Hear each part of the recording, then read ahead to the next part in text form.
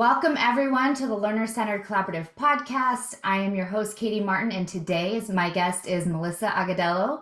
Melissa is the co-principal of Lincoln High School in San Diego Unified, and prior to her current role, she has led at KIPP, Big Picture Learning, and High Tech High, and started her career as a teacher in Teach for America. She has a wealth of experience, and I have so much respect for her as a human and leader. Welcome, Melissa. Thanks for having me, Katie. I'm excited to be here. So we'll start with my favorite question. What are some of the key experiences that have led you to be the educator and leader that you are today? Yeah, thank you. I feel particularly lucky to have started my journey in education through Teach for America. I'm an OG TFA person. I did Teach for America in 1995, which is, if you're doing the math, the third year Teach for America was in existence. And my comments on Teach for America are never meant to throw any shade on anything that's happened since or later. It's really just to shine up my experience with TFA. And that is that I felt myself going into a grassroots group of people who were really looking at wanting to do something like a domestic Peace Corps. And I think the original idea of Wendy Kopp's vision of having an urban teaching corps was very much centered around the grassroots idea, pretty idealistic, of having people who wanted to give service back to community. And that's literally exactly what I was looking for. I anticipated going to law school. I was thinking about wanting to become a public defender or a public prosecutor to work within the system. And I quickly realized, thanks to my placement by Teach for America in Phoenix, that if I wanted to impact my Latino community, which I did, there was nothing more grassroots than staying in the field of education. So I 100% credit Teach for America with not only making me an educator, but keeping me in education. So that was the first most impactful experience that I had.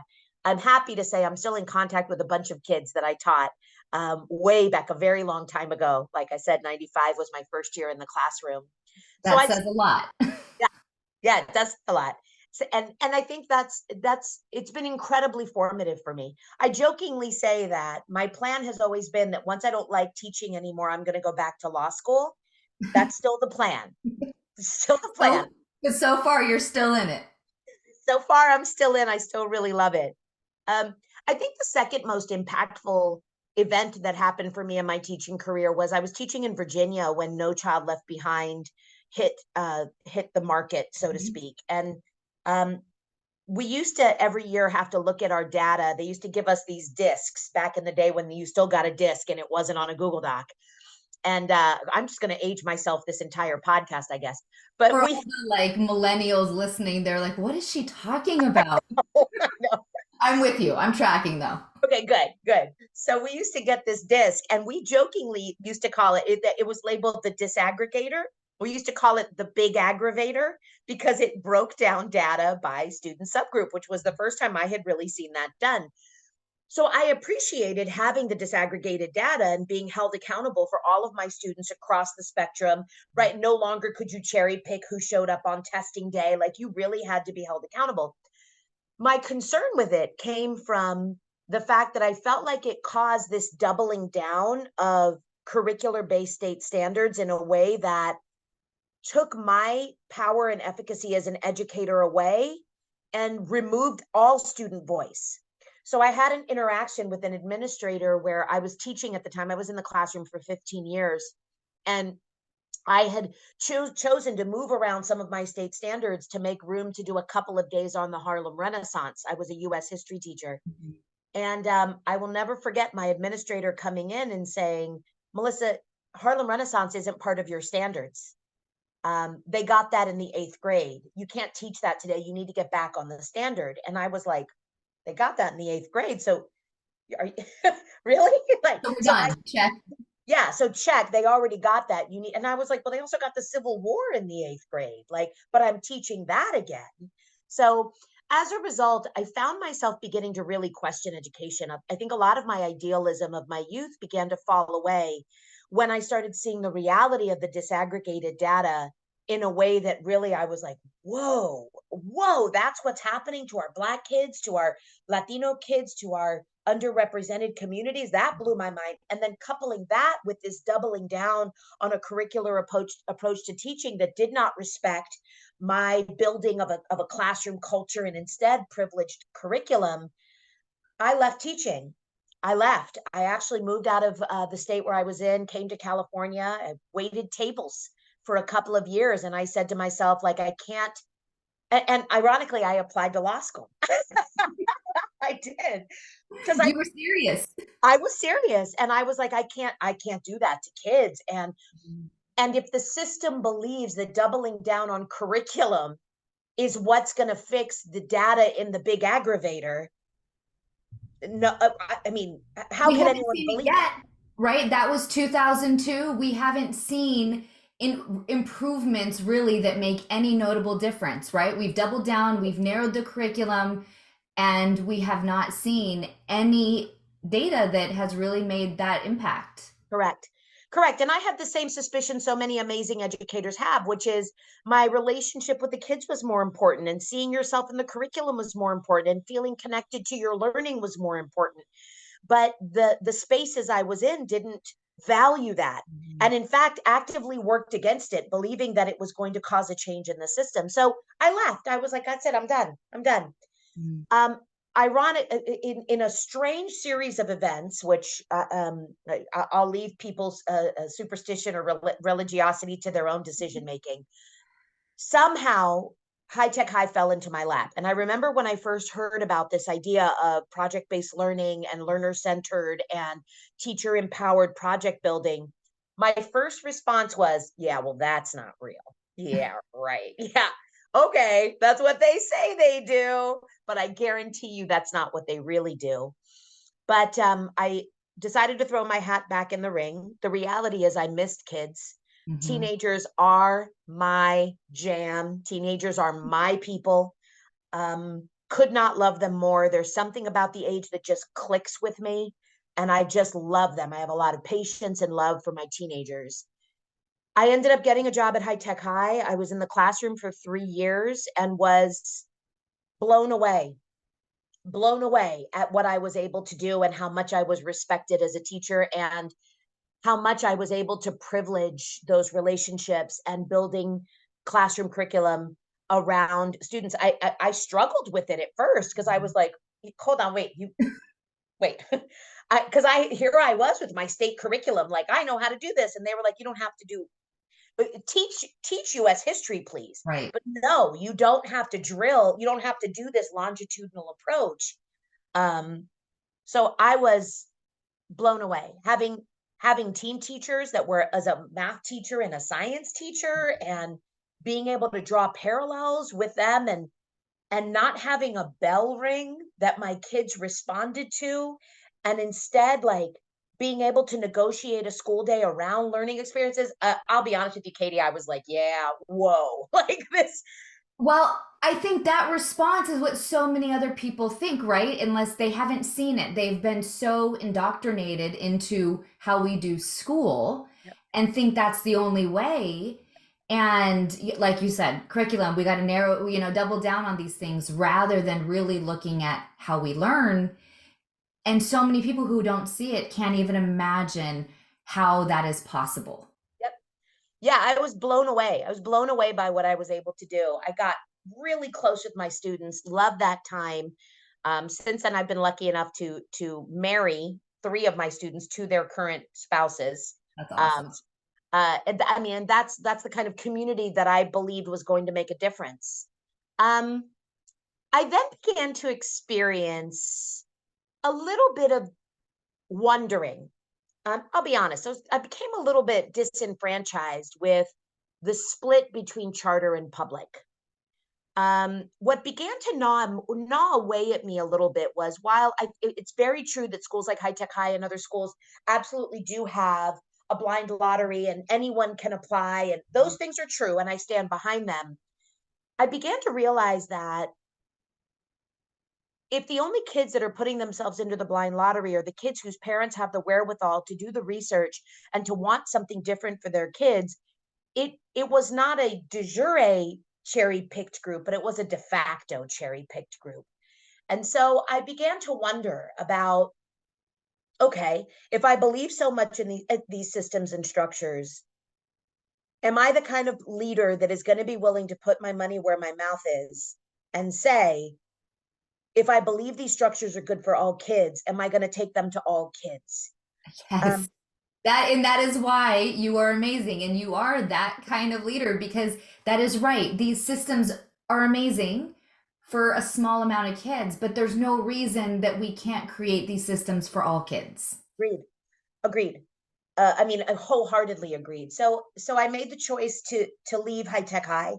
I ended up with 1 year at KIPP. I only stayed there 1 year because, as I shared with you just a few seconds ago, high schoolers are my jam. And the KIPP school I was at was a middle school. And I think for educators, for a lot of us educators, in the same way that I can't understand a kindergarten teacher, I don't know how you do that. And they look at me and say, I don't know how you deal with 17-year-olds. Once you know your people, you know your people. And Yeah. so I found myself wanting to get back into the high school world. I am the middle school girl. That's my jam. So I'm going to be picking your brain a little bit as my kids are moving into high school. I need some of your expertise. Yeah, happy to share. The high school, now that mine are all high school and older, I'm like, I somehow you survived your youth, and we're now at the place where I understand you. Thank goodness. When I left High Tech High, I had been a dean of students for 7 years, and so I had experienced a lot of experience working in the disciplinary side. I'm a big believer in the anti-school to prison pipeline. I don't believe suspension should ever be a first line of defense, with very few exceptions. So I had worked a lot in the restorative practices world. And I think that even more pushed me to want to get into what I call a school like Lincoln the safety net school. Every single kid has a right to an education. Mhm. And we are the last stop, right? If a kid goes to a charter, it doesn't work out, they get referred back to their home school. If a kid goes to a private school and they get kicked out, they get referred back to their home school. If a kid is in a specialty school, a continuation school, an alternative school, and an atypical school, if any of those don't work out, you get referred back to your community school. And so I spent a few years with big picture learning Mhm. prior to coming to Lincoln, because I was really interested in the work-based learning initiatives.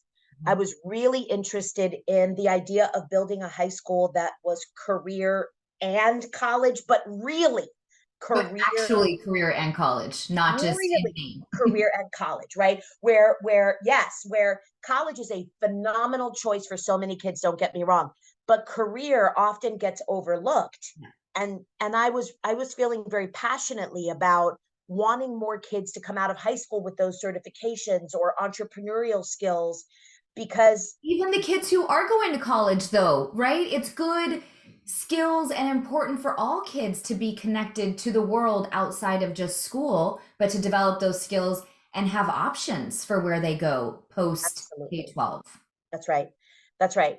And could not agree more. And I think all too often we inadvertently send the message to kids in high school that if you're not college bound, then what you're doing is just other. You're either college bound or you're other. And kids know, they're smart. They're Oh, smart. yeah. Right. So when they see the specialty programs and all the kids, we're going to announce all the college admissions, line up, kids. And then all the other kids are like, well, I didn't apply because I'm going to get my masonry certificate, or I'm doing an HVAC program, or I'm learning how to cut hair. They immediately receive a message that that career path is less than, and they shouldn't. No, we need those jobs, and they're kids who are doing great things. They feel successful, they're motivated, they enjoy the work they're doing, they have a career path. Like those are really great things that kids need to know are not other than, right? That they are who you are, these are options. Correct. And so working with big picture learning was a place where I got to see how much that can really be valued through an internship program that equally values any internship a student is doing, and that privileges getting kids out there to start learning the skills and creating their own choice filled life. Um, Big picture schools are small. Mm-hmm. And so after 4 years at the Met in San Diego, working to build a true internship-based program, I was asked to consider coming to Lincoln. Lincoln is like, for all of your listeners, I always say, explain it this way. If you go to any big city and you ask about that high school, the one that everyone kind of knows about, it's in the news sometimes, and that's Lincoln in San Diego.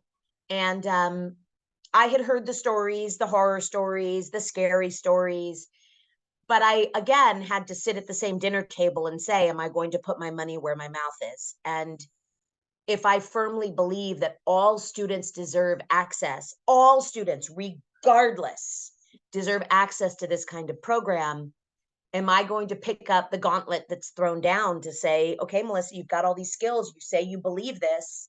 Here you go. Are you going to do it? Once the staff picked me to step into leadership, and I was really glad to go through the entire hiring process for it.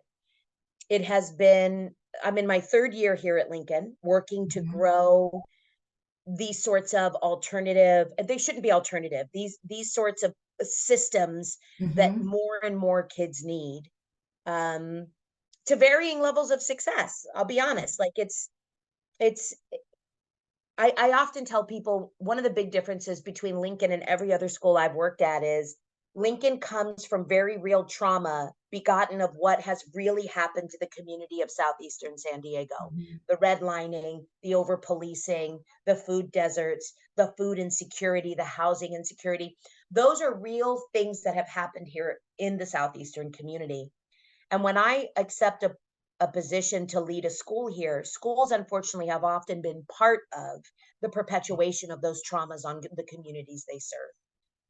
So, So go ahead. so I want to unpack a little.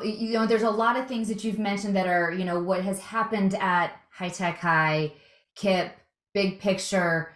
Um, these systems that were created in smaller schools, intentionally designed these ways, and in direct contrast to a school like Lincoln that was not designed for all kids to be successful, right? It was designed like many of our schools of an industrial era, who various kids are more successful than others.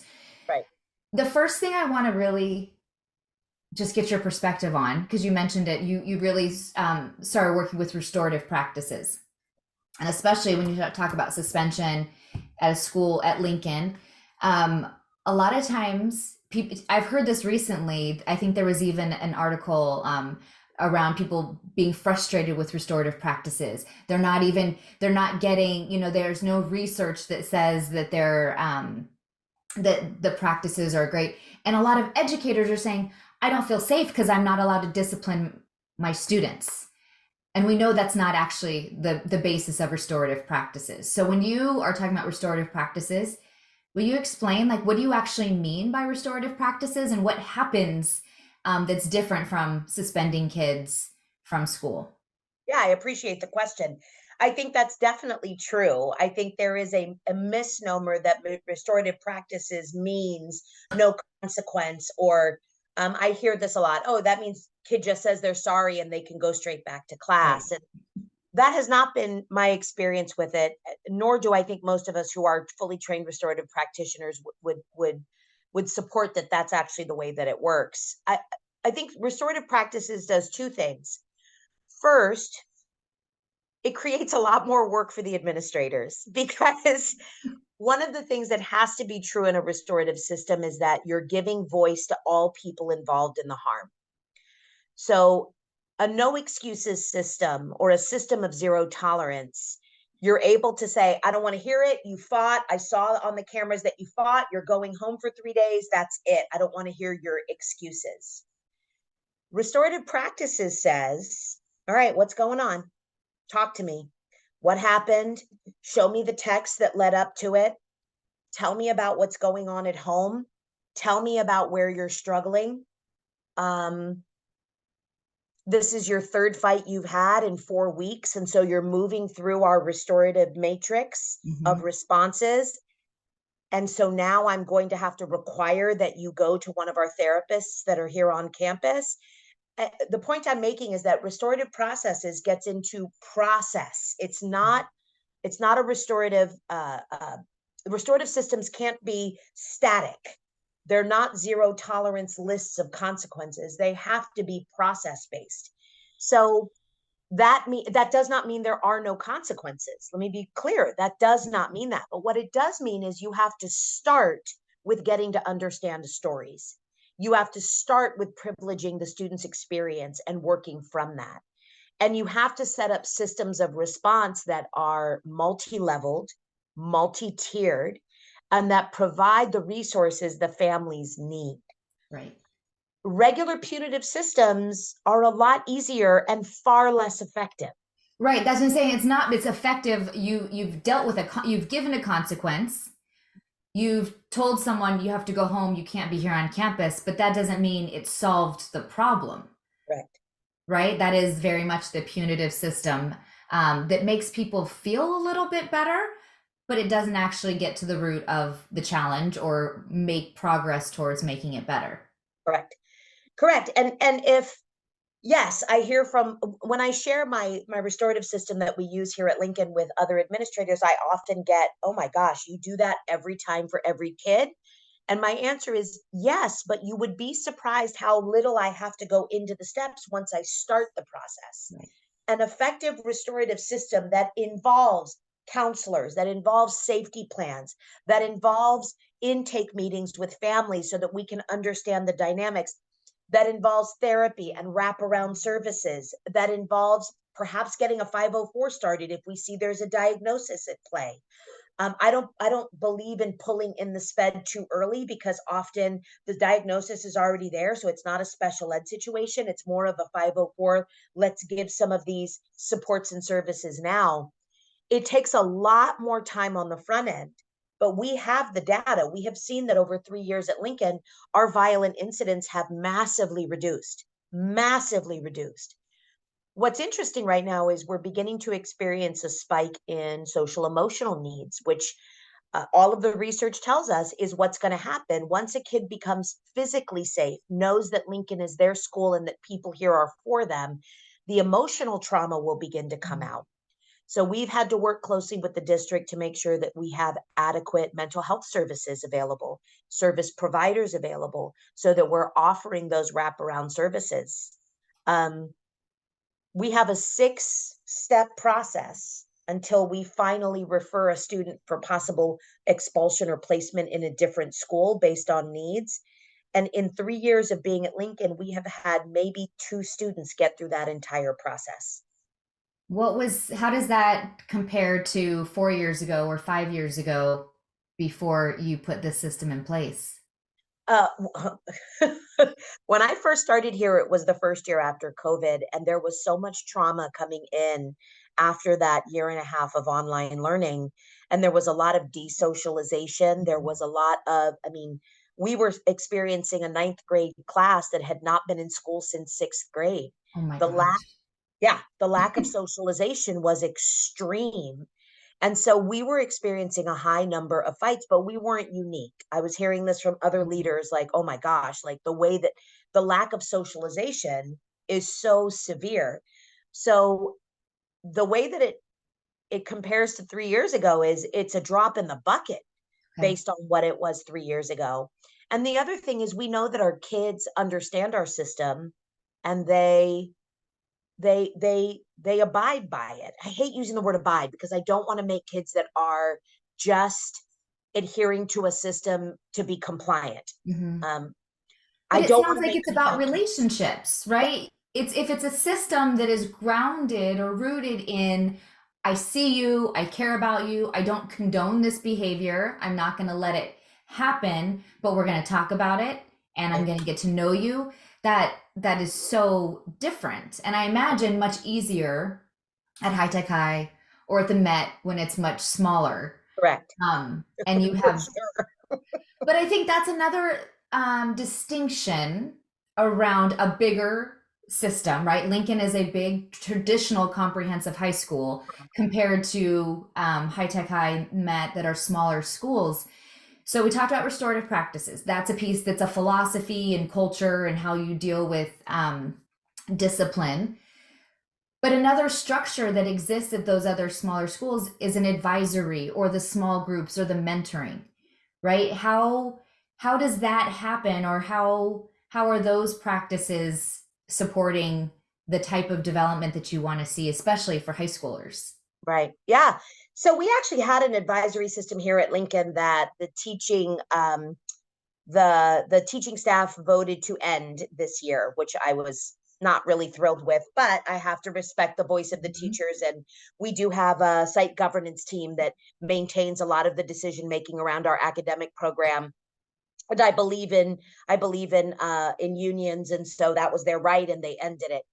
Um, I will say what was hard about trying to run an advisory system at a comprehensive high school, which I was trying to wrap my head around, is how to build the capacity in all of the adults to be able to run an advisory that honors the intention of advisory when you don't have a curriculum or a grade to give. One of the things that I think is insidious at comprehensive sites is a lot of the kids that we get that cycle through our school have been indoctrinated and have accepted the tyranny of the grade, right? Right.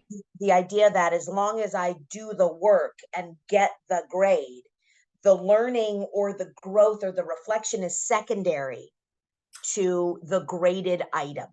Yep. So I've had, I mean, so I mentioned Abby's in, started high school this year, but when my kids actually moved from high tech high and we didn't have grades and they came into the public back into their local schools, we all of a sudden had grades and power school. And that was my communication that was different from like the checking in with the teachers at, drop off and just seeing how they're doing. So anyway, I found myself saying to the kids all the time, did you do your homework? What's your grade? Why didn't you do the test, or why didn't you turn this in?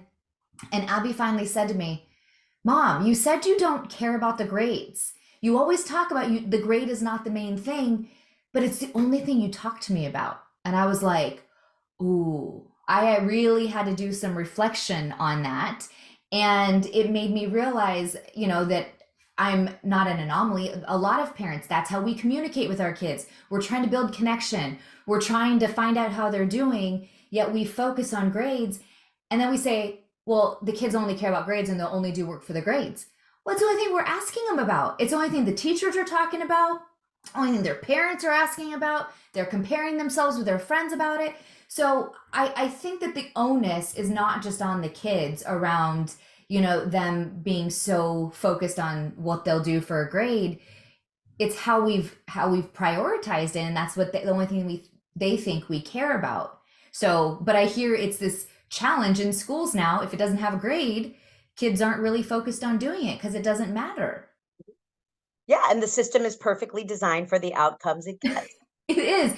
But the frustrating thing, and I see that, okay, you're at Lincoln. The teachers voted to not have advisory because they haven't seen it be effective. It's frustrating. Mhm. At the same time, I've never seen a school, feel free to push back on me, that has been really well equipped to meet the needs of all kids without an advisory structure. Agreed. Agreed. Without those relational structures that are there purely for relationalism, I've just made a word up, and not It works. I'll take it.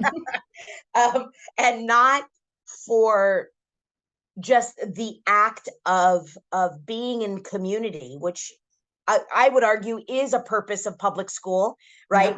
Yep. There's so many theorists that have said public school is citizen creation. It is the creation of a society. It is all of those things that I would argue it is exactly what we need to do. But because of the tyranny of the grade, I've had so many teachers say, well, kids aren't going to come or they're not going to take it seriously unless I give them a grade. I was like, a grade for like relationship building and reflection and a weekly check-in? Like, why would we grade that? And Right. but I want to honor, like, I don't want to sound, I don't feel any shade on our teachers for that, because I think our teachers are also have, for teachers that have really only ever worked within a comprehensive system, of course, of course they will not have seen that. And of Right. course the game here has been played a certain way since Lincoln opened in, I believe, 1946. So how do I flip the table on a game that's been being played here since 1946? Right. And I bet there were teachers there who were really successful in the advisory and loved it. But I think, as you said, being able to support educators to understand why it's there, how to be successful in it, how to build those relationships, it's a different skill set and a different type of educator than someone who is really focused on content or has been conditioned to focus on content because of how the school has been designed. Yes. Yes, and I did have that conversation with some teachers, and you can see, unfortunately, the historical trauma that things like, state standard testing and all that has reaped on a lot of our really experienced and excellent educators. One of the things when I came to Lincoln is there's always that verbiage of like, oh, well, teachers at those schools don't really care about kids. Right. False, false, false, false. I teach with some of the most big-hearted, loving, caring teachers who have been dedicated to the students of Mhm. Lincoln High School for years, and could easily have moved into a different school, but they chose to stay here for dedication to the community.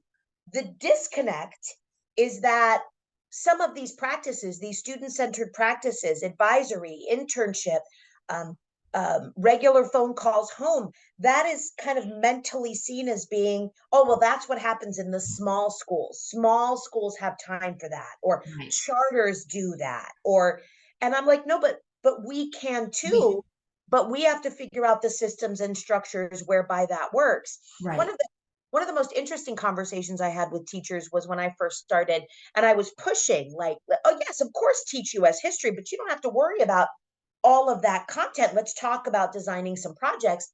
A lot of the I'll get in trouble if I don't, or I have to Mhm. teach this content. And my question was always, who are you going to get in trouble with? Who's coming?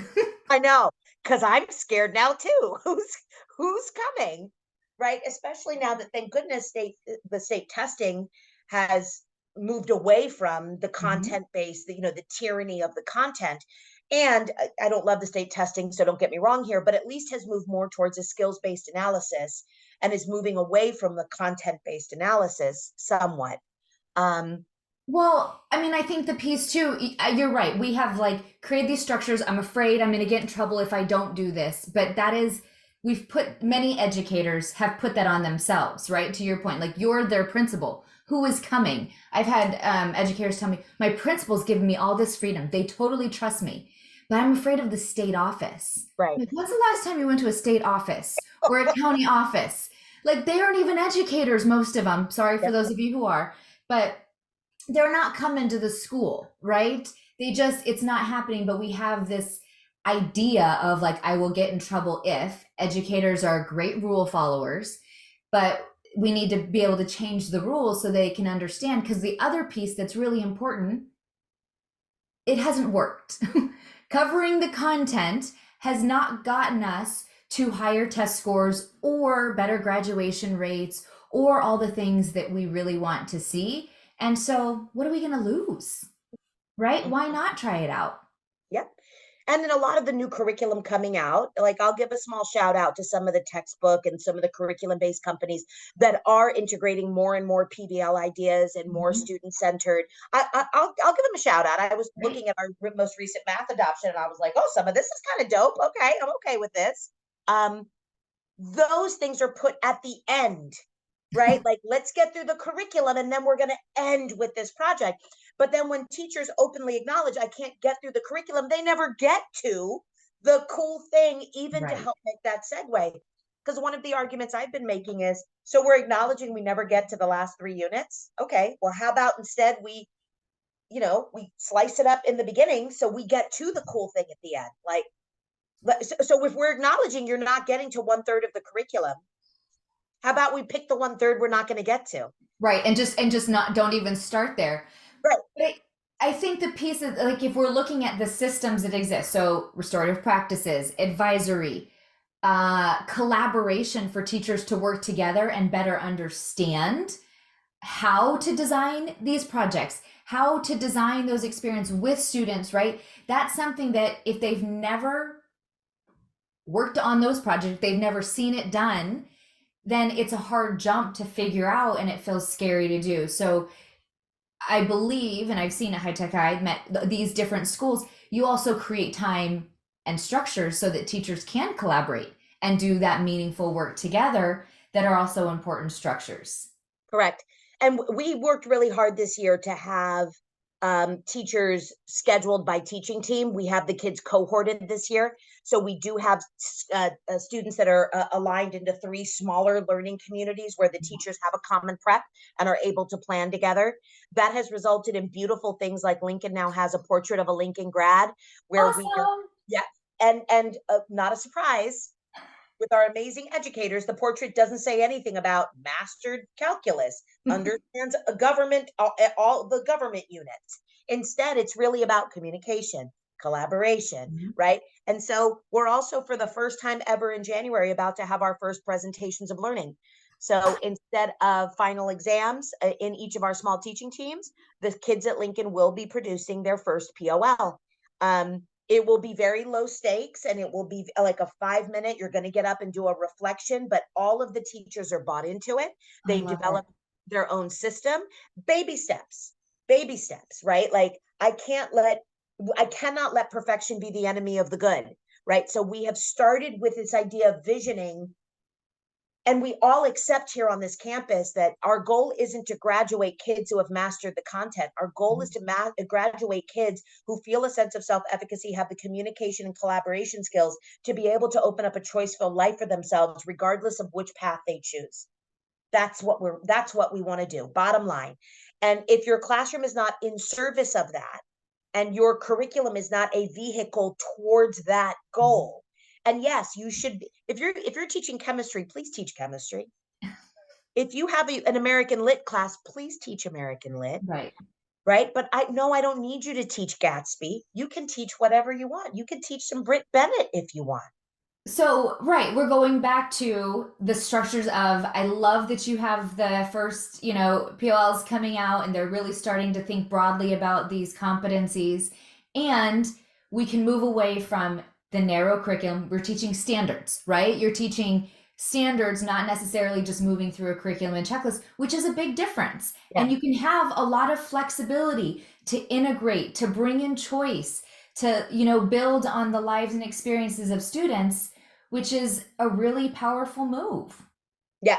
Yes. And I will also share, I often get the question, like, what is the hardest part of leading through this kind of change? Mhm. And I'd say the biggest challenge that I experience is not allowing the baby to be thrown out with the bathwater. Like, framing all of this as being iterative. Like, from step 1, this will be iterative. Mhm. But if we know that the previous system of education has not served our students, which every bit of data shows, and we acknowledge we need to make some shifts, and these ideas have shown that they do help kids, we might take a couple of semester shots at this POL thing Yep. before we finally find the one that works here at Lincoln. So let me share with you the High Tech High example, the big picture learning example, the KIP example. But this is not replication, this is inspiration. Right. So we've got to get through to what will be us. And that has been the hardest part, is when I have teachers that are like, all right, Melissa, we tried it, it didn't work. I'm like, cool, so what are we going to try next? So That's the cool, piece. that's the piece. And that's hard because of course we want to regress to the mean. I know that. I'm successful at that. I've done that for years. But rooting ourselves in the data and constantly saying, wait, we know that doesn't work. We know it worked. We know that you know it, and we know that it feels safe, and we know it feels recognizable to you and your kids and your parents, Mhm. but it doesn't work. Work. If we have these outcomes, right? If we want kids to be critical thinkers, collaborators, problem solvers, it doesn't work, It right? doesn't work. It So doesn't work. So I love what you said, and I want to highlight that you've got to go back and iterate, right? It's not going to work the first time. Oh, The first time we do a lot of things, we fall on our face, they're hot messes. We learn some things. How are we going to make sure that there's the culture is safe, the community is there to test out stuff, and then kids also, right? They're not going to learn things and do it perfectly the first time. And if the educators can embrace that, they can bring students along. totally. Awesome. Totally. Totally. And this is us modeling what we're hoping our kids do, right?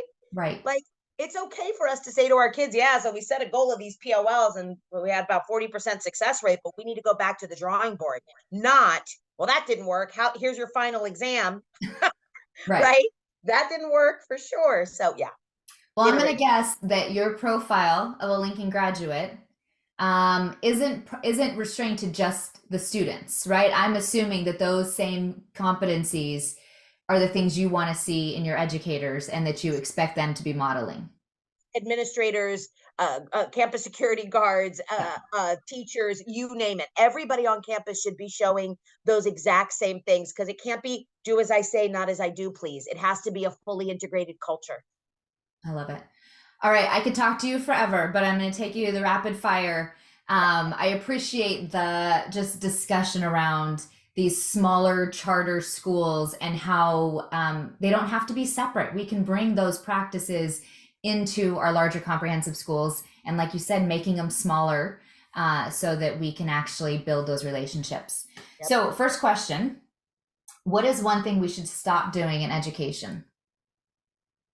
Grading. Thank you. So many conversations about that. What's one thing we should start doing? Privileging student stories. Love it. What should we keep doing? Should we keep doing? We should keep having these kinds of conversations that push us to be iterative. Yep, I love it. What's something you are focusing on or learning right now as an educator or leader? How to lose an argument, but keep my eyes focused on my hopes as well. It comes from your being a lawyer, right? Yep. What's one thing many people don't know about you? Oh my gosh, about me? Yeah. The contrary to popular belief, I do get exhausted. I don't believe it.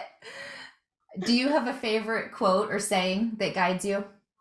Yeah, my favorite quote, I jokingly tell my kids it's my next tattoo is I really love Frida Kahlo's quote, I'm not fragile like a flower, I'm fragile like a bomb. I love her. Yeah. What are you grateful for? My children, my 3 girls, when I need to get out of here, they are the 3 that really help me get out of what I'm perseverating on. So my girls. Awesome. All right, last but not least, your hope for the future of education. Oh my goodness. I feel like I've seen education come so far in my experience in the now almost 30 years I've been in it. My hope for the future of education is that the change keeps coming, that the train keeps moving, and that at some point we're going to have a system that is not going to privilege grades and curriculum, and we're going to privilege students and real learning. Melissa, thank you. Thank you for the work you're doing. Thank you for your experience and bringing it into many other systems and just being the leader that you are. Grateful for this time together. Thanks for having me. I appreciate it too, Katie.